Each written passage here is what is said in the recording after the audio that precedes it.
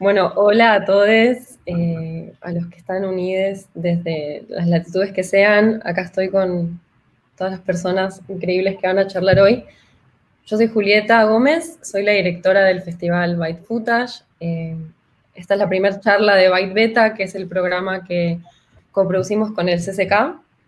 Estamos muy contentas, hablo en parte de todo el equipo de Byte que está atrás de esto haciendo que esto suceda. Yo me quedé pensando un poco cómo íbamos a ir haciendo todo, cómo íbamos a hilar esta conversación, y esta conversación en una jornada que nos ha invitado Byte que habla sobre los cuerpos y las conciencias sobreadaptadas. Entonces yo pensaba, para poder tener, el cuerpo y la conciencia sobre todo tiene que ser consciente de lo que nos rodea. Entonces, ¿qué es lo que nos rodea?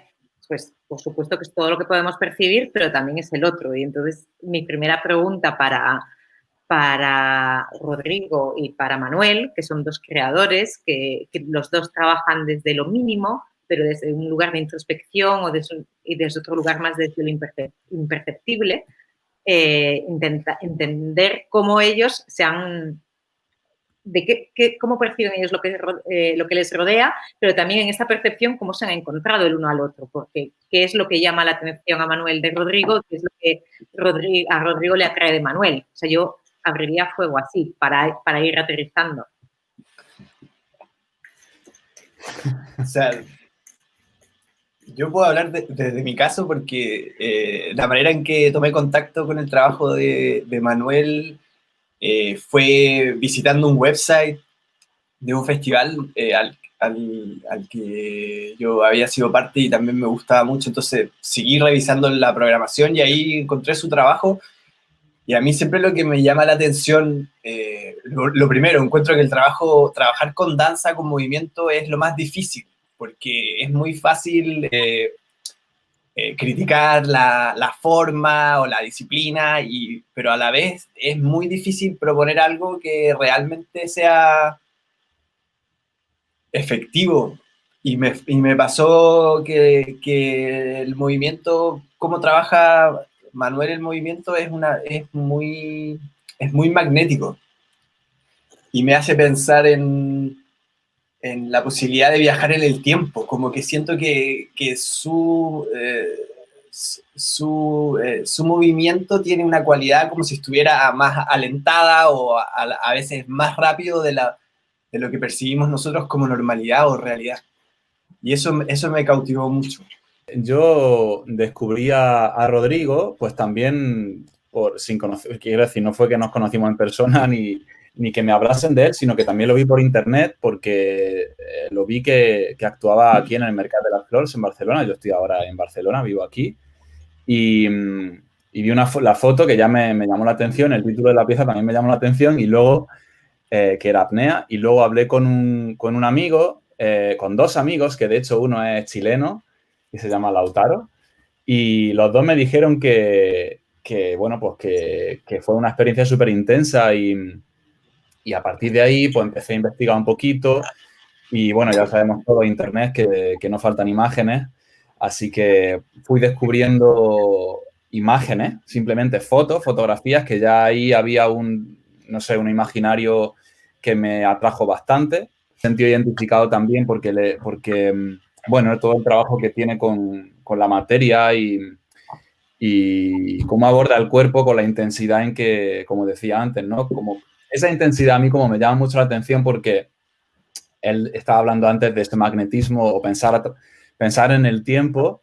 A mí lo que realmente me mueve en la acción creativa, creo yo, es como la capacidad, pensar en que puedo tener la capacidad de que la gente se cuestione su percepción y yo mismo la mía. Y a partir de ahí, pues, bueno, se abre un mundo bastante fuerte, pero así en titulares, esto es cómo descubrí yo a Rodrigo. Buen titular. Bueno, claramente, o sea, el tema de la percepción yo creo que es imposible de obviar, y más si pensamos en qué nos está rodeando, porque exactamente qué es lo que nos rodea. el otro día, o sea, el tema que estáis hablando del magnetismo, que al final estamos hablando de energía, estamos hablando de algo que en realidad la percepción no es visual. Y creo que, bueno, que justo el mundo de las artes vivas y la danza nos está abriendo a todo ese campo de lo que no es visual, aunque los dos trabajáis desde siempre y habéis tenido una formación también en una práctica más de artes plásticas o visuales, podemos decir, pero que al mismo tiempo, o sea, compagináis con música, con cuerpo, básicamente, o con sonido más que con música. Entonces, esta idea de poder trabajar con lo que nos rodea, pero que no podemos ver, ¿cómo lo vais digiriendo cada uno de vosotros? Es muy difícil la pregunta, siento, porque voy sumando y sumando años y como que cosas, siento que en el fondo lo que nos rodea, o sea, somos parte de un hay muchas personas en el planeta y siento que de alguna manera estamos procesando cosas como individualmente, como si yo soy separado o como si fuéramos islas, pero siento que estoy tratando ahora, les voy a contar como un proceso interno, como de bajarle un poco el perfil a lo que yo siento, a lo que yo, como que por un momento me sentí muy insignificante, me siento como que tomé conciencia de lo insignificante que soy como ser humano, y eso, en vez de como tomarlo como algo negativo, sino tomarlo como un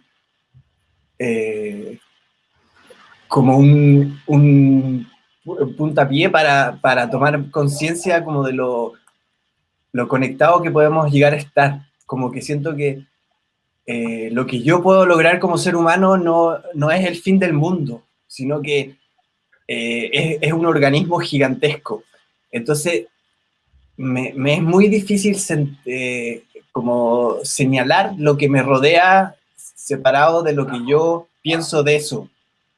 Siento que es como es un gran caos, y pese a que tengo una percepción individual muy finita, quisiera como dejar ir eso para poder encontrar las cosas que son universal, o las cosas que compartimos. Como que siento que las cosas que yo puedo llegar a sentir no son suficientes, pero las cosas que son sentimientos que yo reconozco que tengo y que veo que otra persona también los tiene, eso para mí es lo que tiene realmente valor, lo que compartimos. Entonces, no sé,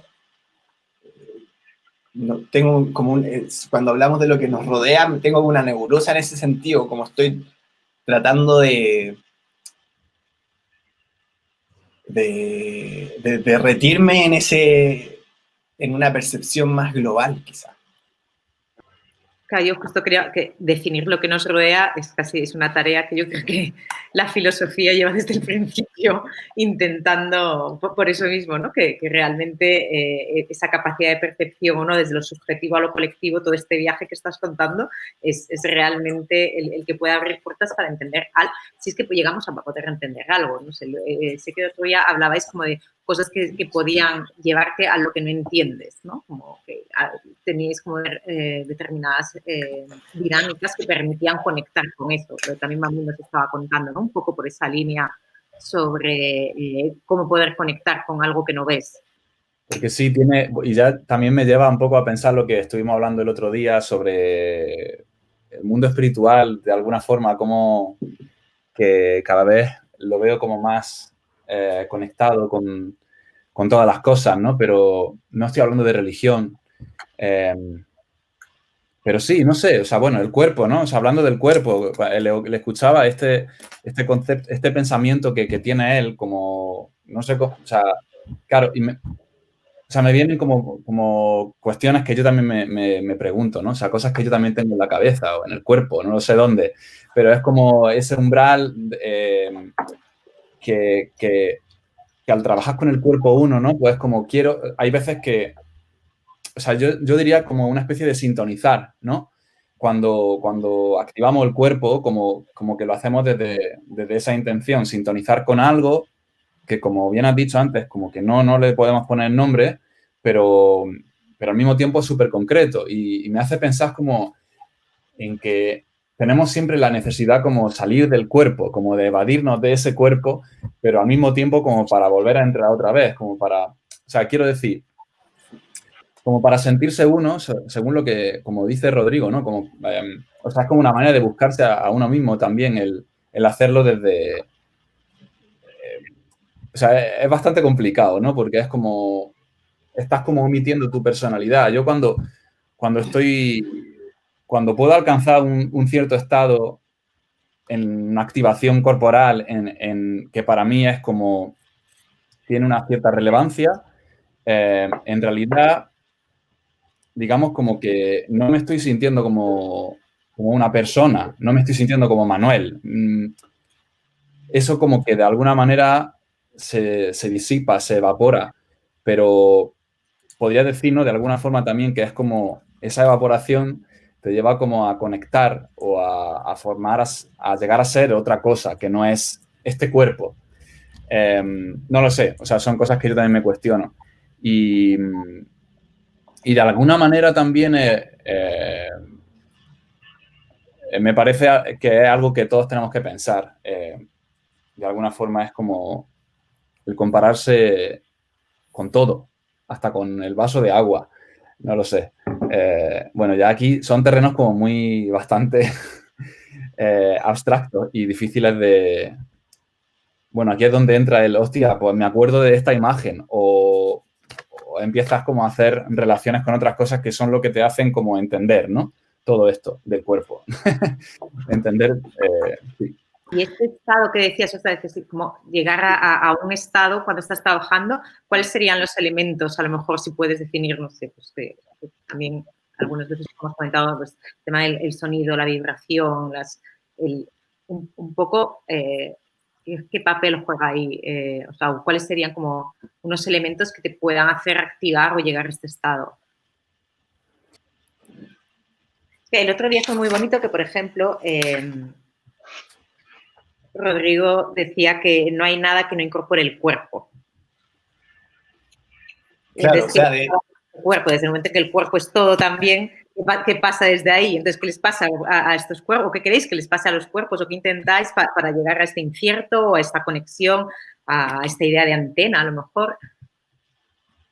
yo tengo un ejemplo súper concreto. Desde la filosofía, había un filósofo que estaba obsesionado con la idea como de qué es la memoria o cómo funciona todo el proceso cognitivo de ver lo que tú estás viendo y de cómo eso, al entrar a tu conciencia, hay un pequeño delay, como que tarda unos segundos. Entonces, su hipótesis era que en el fondo lo que estábamos viendo ya había sucedido, entonces lo que yo estoy viendo, realmente procesando en mi cabeza, ya había sido. Entonces era una alucinación.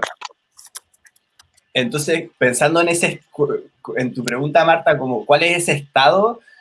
Yo creo que hay un ejemplo súper concreto que es cuando nosotros queremos recordar algo, trata de tomar conciencia como tu propio cuerpo va a tomar una postura que en el fondo le está buscando conectarse con ese, no sé cómo llamarlo, si es la memoria, si fuera como un saco o no sé, un lugar donde uno pudiera echar mano para buscar cosas. Entonces siento que esos estados de los que habla Manuel se pueden alcanzar de lugares muy, no sé, espectaculares como una performance o intenso, pero también lugares súper cotidianos como cuando tú estás tratando de recordar dónde dejaste las llaves.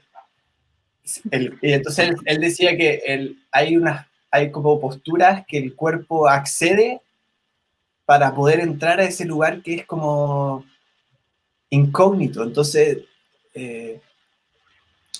siento que, claro, Manuel decía que siempre yo había trabajado como lo físico desde la intensidad, pero también siento que hay lugares más sutiles que nos pueden llevar a entender cosas y no nosotros como performers solamente podemos acceder a esos lugares, sino también son herramientas que todos usamos como el recordar. Yo creo, bueno, primero que nada, agradecer el espacio también de esta conversación, que estoy súper, así como activando mucho mi cerebro entre la relación entre Manuel y Rodrigo. Estoy alucinada también del encuentro. Nave se creó para eso. Esa es como la respuesta así inicial. Nosotros desde siempre hemos pensado que existe un conocimiento sensible que no está incluido dentro de nuestro sistema social, cultural. Muchas veces se nos olvida ese conocimiento sensible, muchas veces olvidamos la importancia que tiene el arte como conocimiento, y claro, la ciencia tiene mucho espacio de experimentación, tiene mucho espacio de error, pero las prácticas artísticas, que también son un conocimiento, no tienen ese derecho, porque se han instalado desde esta economía capitalista en base a una lógica de producción. Entonces, claro, estamos mucho en los productos, en las obras resueltas, en el final, ¿cierto? Que es lo que avala al público y que es lo que avala finalmente la estructura económica, que es lo que se consume. Pero hay todo un proceso previo que es justamente, a mi gusto, una de las cosas más ricas y maravillosas que tiene la creación artística, que es la investigación. Y justamente es eso lo que enriquece el acervo cultural, es ese conocimiento sensible que justamente a veces no vemos porque es invisible, que cuando se sistematiza o se organiza de alguna forma, también puede llegar a la sociedad no solo como una obra, ¿cierto? Sino que puede llegar de otras maneras, como este conversatorio en el que estamos hoy día. Entonces yo creo que Nave nació para eso, es un espacio justamente que funciona como un laboratorio de creación. Rodrigo lo sabe porque ha estado en este proyecto desde el inicio, pero yo creo que él mismo como artista se siente muy libre de probar, de experimentar, y la gracia es que también existe un equipo de profesionales que acompañan ese proceso. O sea, por ejemplo, nosotros tenemos la posibilidad de que Rodrigo, cuando está en residencia, puede también experimentar después cosas técnicas, o puede también dialogar con temas de producción o de comunicación. Siempre hay como un universo humano que lo va acompañando, porque hemos aprendido que la cadena de producción del arte no es una producción en serie, sino que justamente tiene sus matices, tiene sus momentos de cambio. La investigación artística es una deriva que nos lleva a diferentes lugares, a diferentes estados, y nosotros como instituciones culturales creemos que hoy día tenemos que ser capaces de afrontar eso, acompañarlo, recepcionarlo en un plano humano, que creo que es algo que a veces se nos olvida dentro de la estructura y la burocracia que implican los organismos culturales. Es muy interesante, ¿no?, ver cómo esta idea de otros con otras formas de saberes o otras formas de conocer, y la libertad que estaba contando Coté también, ¿no?, desde el campo artístico, una libertad que hay y que justo cuando no piensas en producto, sino en proceso, se permite llegar. Y bueno, me estaba acordando mucho de las ideas de Franco Bifo Berardi, un poco como que la esperanza de este mundo pues, tendría que estar en la ciencia y en el arte, pero creados libremente, no sujetos a estructuras productivas, ¿verdad? No el pobre que está, o sea, no el pobre médico, pobre entre comillas, que está trabajando para la vacuna para unos grandes laboratorios, sino que está investigando libremente. Y no el artista que está creando un producto para un mercado, sino que también está investigando libremente, y cómo son procesos muy, muy parecidos, ¿no? Y que la forma sería poder crear esta red para poder ejercerlos libremente. Yo creo que la gracia lo importante que es tanto la práctica artística y esta forma de conocer de otra forma, como las redes que se crean alrededor para que sea posible todo esto, es lo que hace que también estemos todos aquí encantados hablando de ello. Ay, total. El científico me encanta, porque realmente si piensas en el científico no como el científico desde la Ilustración o desde el científico desde el siglo XX, sino unos científicos anteriores.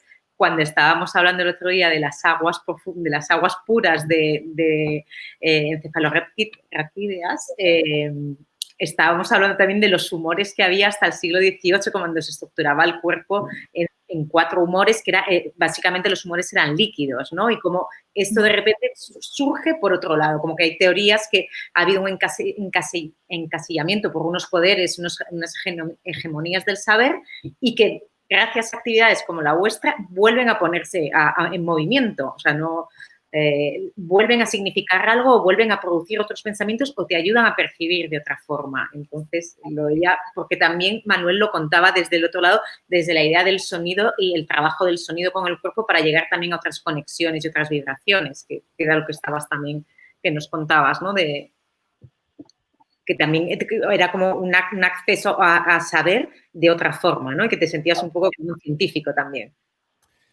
Sí, bueno, yo creo que hay muchas maneras de hacer ciencia, algunas más, bueno, iba a decir más conscientes y otras no, pero no tiene absolutamente sentido eso. Quizás diría lo que se supone que es menos consciente llega a ser más consciente, porque concretamente estaba hablando de, bueno, un mismo mantra que tú puedes hacer, ¿no? Pues también es una manera de hacer trascender tu cuerpo a través del sonido.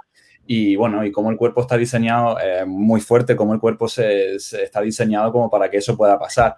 Y hablaba un poco, pues, porque lo comparaba con lo que decía Rodrigo, de esos habitáculos que existen para que ese líquido esté dentro, la forma de esos habitáculos, todo lo curioso de eso, ¿no?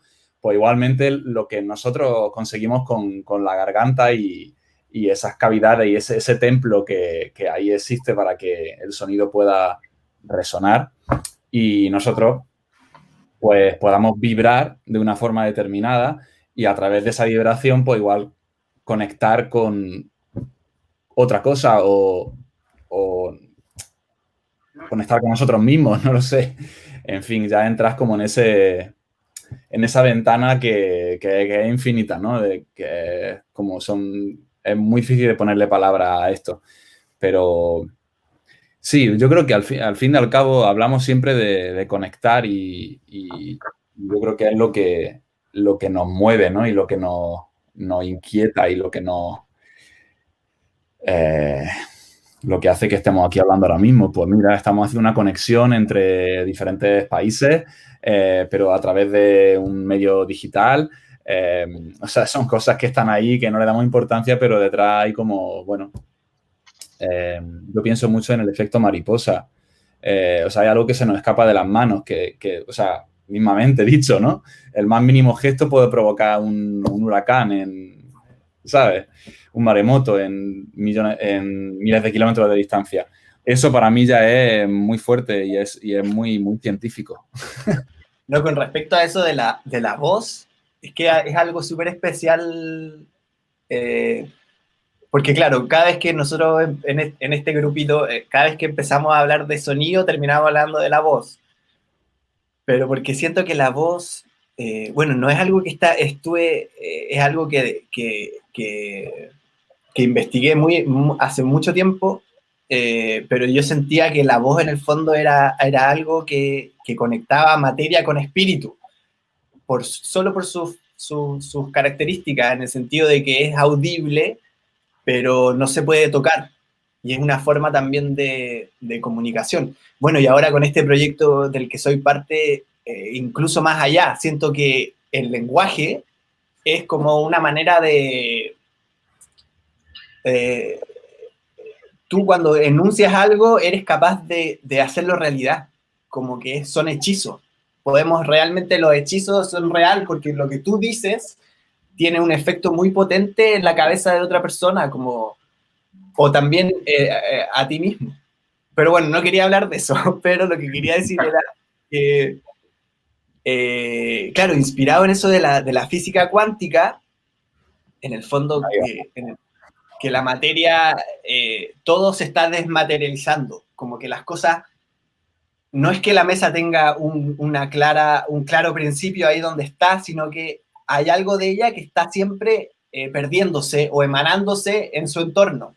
Es como, no sé, quizás como el calor que sale de nuestro cuerpo, y siento que la voz en el fondo es eso también, es como una manifestación material de algo que está dejando nuestro cuerpo. Entonces la voz era una manera también de viajar, de salir de sí mismo. El otro día Manuel nos decía que, como en una experiencia también que había hecho en colaboración con un artista sonoro, que era la idea de ver sonido y escuchar movimiento, ¿no? Que había sido como un poco el juego que estabais haciendo, como esta idea de poder expresar y poder percibir poniendo el acento en algo. Vivimos en un mundo que está marcado por lo visual, entonces de repente llevarlo hacia que te produce en el cuerpo tu propio sonido, o que también hablábamos, ¿no? ¿Qué el sonido produce en un cuerpo, y qué sonidos produce el cuerpo, ¿no? Como que va y viene, como que está. Y era muy bonito cuando decías esa idea de ver el sonido y escuchar el movimiento. Claro. Bueno, yo utilizo mucho eso en mi modo en mi búsqueda un poco más de activación. Me gusta mucho pensar en el sonido y cómo se traduce en movimiento. Pero bueno, no solamente eso, más cosas, ¿no? Pero quiero decir, es algo que me mueve bastante. Solo quería sumar que es súper interesante y justamente por eso ponías énfasis en relación a cómo la práctica artística hoy día genera un conocimiento que está distante de la sociedad, porque al escuchar justamente a Manuel y a Rodrigo hablar, hay una serie de experimentos que ellos están estableciendo con principios que, claro, que pueden jugar con la física cuántica o con principios que son muy cercanos a la ciencia. Entonces, es muy interesante porque en la ciencia lo permitimos, pero en el arte no lo entendemos. Entonces, eso es fundamental, de cómo hoy día acercamos justamente, validamos justamente estas investigaciones artísticas, ¿verdad? Porque en el fondo, claro, la sociedad permite o entiende que el científico tenga que hacer miles de pruebas para llegar a ciertos principios y desarrollar algo que va a ser en beneficio de la sociedad porque nos va a sanar etcétera. Pero no lo permitimos en el ámbito de la investigación artística, ¿no? Porque estamos acostumbrados a esta lógica de producto, entonces como que no entendemos o tratamos como de distanciarnos de esos procesos cuando justamente son otras maneras de acercarse a principios que también se vinculan justamente con beneficios que van hacia la sociedad, ¿no? Como ese lugar que hablábamos antes como espiritual o de este conocimiento sensible que trae el arte, de los cuales nos distanciamos muchas veces porque no lo entendemos y porque creemos que hay que entender algo también, y a veces no hay que entender nada, sino que simplemente es dejarse llevar con una experiencia que es la experiencia que justamente Manuel y Rodrigo van buscando sus investigaciones y que van creando, y que son experiencias que son participativas, que a veces son solamente contemplativas, que son a veces más estéticas. Entonces, súper interesante estos viajes que hacemos a través de los universos creativos de los artistas, porque nos llevan justamente a encontrarnos con ese lugar también como espectadores. Yo como teórica, claro, lo puedo llevar a un lugar más desde la teoría, pero creo que es súper emocionante como cada vez más empezar a meternos dentro de la sociedad, liberando a las personas del hecho de que tienen que entender algo en el arte, y que justamente la posibilidad de conversar y de abrir estas dimensiones de pensamiento y que finalmente lo llevan a ustedes a crear obras, que eso también es alucinante, ¿no? De todo esto, de todas estas experimentaciones van quedando cosas. Y solamente les quería preguntar, tengo la suerte de conocer el trabajo de los dos, he visto obras de Manuel, trabajo mucho con Rodrigo, y me quería colar un poco en las preguntas a partir de lo que estaba preguntando también Marta, como que me gustaría mucho también dejar cuáles han sido como las anclas que se han ido quedando de estos procesos, o sea, como cuáles son esas anclas investigativas o prácticas que ustedes también hoy día van resguardando a pesar de que los procesos van cambiando, que las búsquedas van cambiando, como qué cosas permanecen un poco, qué cosas han ido permaneciendo en esas búsquedas que han ido generando en estos años de investigaciones también, como un poco en el permanecer. Porque han hablado mucho como de las búsquedas, ¿no? Entonces como que quería preguntar un poco como qué es lo que permanece, porque podemos ir cambiando siempre los focos, pero siempre hay como cosas que permanecen o que son como pequeños, quizás como fetiches o cositas que uno como que como que te obsesionan. Yo lo tengo. Sí, porque ya ahí es que cuando ha dicho la palabra clave, ¿no? Que es como una manera de entenderlo también uno mismo, obsesión. Que hay veces que uno se da cuenta de que tiene como ciertas obsesiones. Y a mí, particularmente, me pasa con el puro movimiento. Con lo que hablaba antes Rodrigo, por ejemplo, de lo de esa manipulación de la biomecánica, de alguna manera, de salirte de las leyes que rigen un poco nuestra manera de movernos, pues la gravedad y todo eso, ¿no? Y en mi caso, a mí eso como que me hace pensar en muchas otras cosas. Y en mi caso sí es ponerme horas. Últimamente ya lo he como mecanizado de esa manera, delante de una cámara y luego lo visualizo, improvisando siempre. Entonces, de ese simple mecanismo, digamos como que estoy desarrollando ahora incluso también una especie de dispositivo, no lo sé, que se puede activar para otras personas, ¿no? Para que puedan un poco también entrar en ese lugar sutil, sensitivo, donde poder experimentar el cuerpo pues como con un rango más amplio, por así decir. Y esa sería mi respuesta, la verdad, que ponerme desde mi manera de entender un poco esa activación, ¿no? Que tiene pues sus peculiaridades, ¿no? que son un poco la suma de todas las cosas que he ido viviendo yo, con quien he ido trabajando o lo que me ha ido llamando la atención. Pero sí, viene de ahí un poco, que me hace pensar en muchísimas otras cosas. Pues concretamente también como le pasa a Rodrigo, que ya lo dijo el otro día y ahora se está hablando de ello, en muchas cosas que tienen que ver con la ciencia.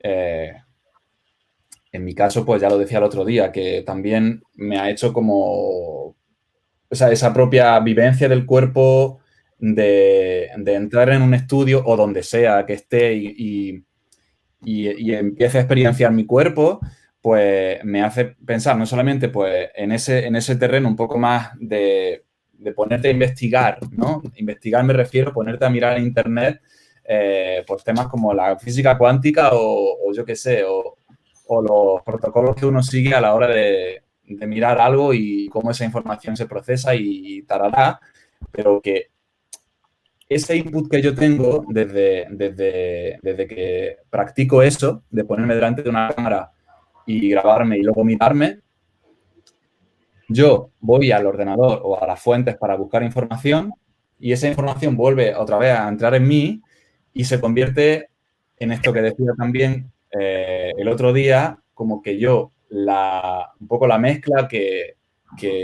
me está haciendo moverme mucho en mi trabajo es ese pensamiento entre la ciencia y la espiritualidad, que decía Rodrigo también el otro día, que llega a ser lo mismo, que yo pienso exactamente igual.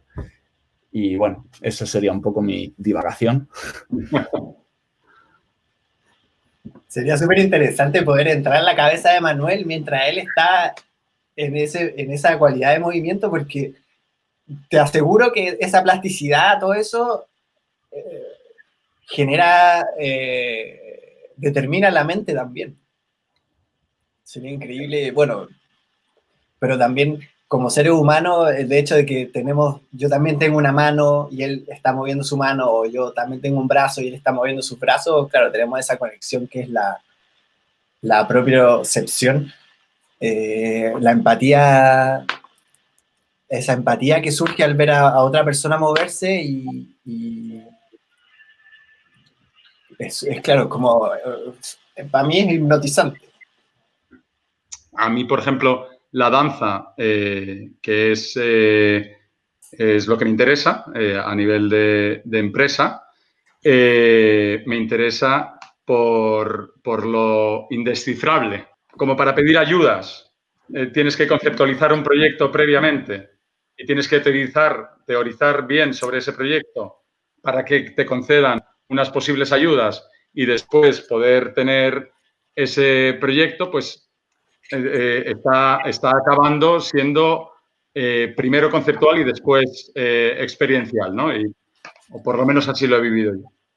Y eso es algo que en la danza lo que me interesa, lo que me cautiva y lo que me incita a seguir es justo lo que no se puede conceptualizar. O sea, es algo que las palabras sobran, que las ediciones están fuera de lugar y estás ahí, puedes salir y puedes intentar explicar el sabor del roast beef, pero bueno, yo tengo unas formas de explicarlo diferentes a las de otro y en las artes pasa exactamente lo mismo.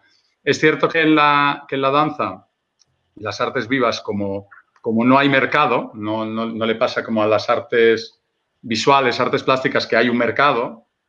Aquí el mercado es ínfimo, o sea, prácticamente nadie compra piezas. Lo que hacen las instituciones es reproducirlas, pero no se compra. Tiene esa sutileza, ¿no? Y yo creo que al hilo de lo que estás contando, también una pregunta que creo que puede ir para todos, que es que cómo creéis que se va a adaptar la danza o la performance a esta hiperdigitalización que estamos viviendo.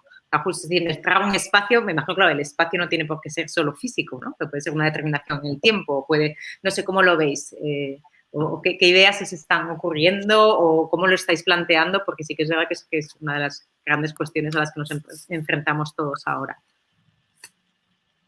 Yo podría partir diciendo que yo creo que no se pierde la esperanza de volver a la presencialidad. O sea, yo creo que la danza es una experiencia que un poco lo decía Manuel antes, es una experiencia en vivo, es una experiencia que también genera una participación desde la propia como experiencia somática, este cruce somático casi a nivel de espejo que se produce con el espectador. Pero sí creo que la era de la pandemia y toda esta digitalización que está sucediendo está abriendo otros horizontes creativos, que a eso creo que hay que ponerle ojo y hay que ver qué pasa, porque hoy día estamos más conectados que nunca. Entonces esa conectividad que se está generando, que hoy día es telepresencial, yo creo que está abriendo otros lenguajes y otras miradas creativas a las cuales quizás van a dar fruto en los próximos años. Pero sí, no me niego que una de las cosas que más me interesan de la danza es que vuelva a ser presencial, por supuesto. Solo que estamos buscando un poco cómo darle la vuelta y cómo aprovechar a nivel creativo estas instancias, ¿no? Que nos tienen un poco obligados al encierro y a la lógica de interacción con la pantalla. Pero espero que la danza de esto tome esta experiencia, la pase al cuerpo y que surjan otros lenguajes. Esa es un poco lo que yo espero. Yo creo que es fundamental lo que dices, porque es que si no, o sea, con este aluvión de repente todo se vuelca a un formato digital, pero sin pensar si está creado para un formato digital, al final se han reproducido muchas cosas que pierden su esencia, ¿no? O su forma, o su concepto, primero, que es dónde estás haciendo las cosas, lo que decía Rodrigo, ¿no? Entregar un espacio que es determinado y que se producen determinadas cosas, lo que, como bien decías, lo que decía Manuel. Entonces, creo que justo está que hay que entender bien cómo va a ser ese proceso de cómo trabajar desde lo digital también afecta a la parte creativa y no solo una reproducción como sin más. Yo creo que una fantasía que tengo es, como tú hablabas de este aluvión de digitalización y de estímulo, yo creo que ojalá que desemboque en que en el fondo la danza pase a la gente y deje el escenario. Y la gente vea la danza en su vida, en su cotidiano, o cualquier cosa puede ser una performance, yo siento. Como que siento que con esto que ha pasado, como que la jerarquía aún más se fragmentó. Y yo creo que el futuro de la danza es que la danza se empiece a armar desde la gente, o desde las casas, o desde otro lugar, no desde el lugar profesional. O sea, profesional como acordado.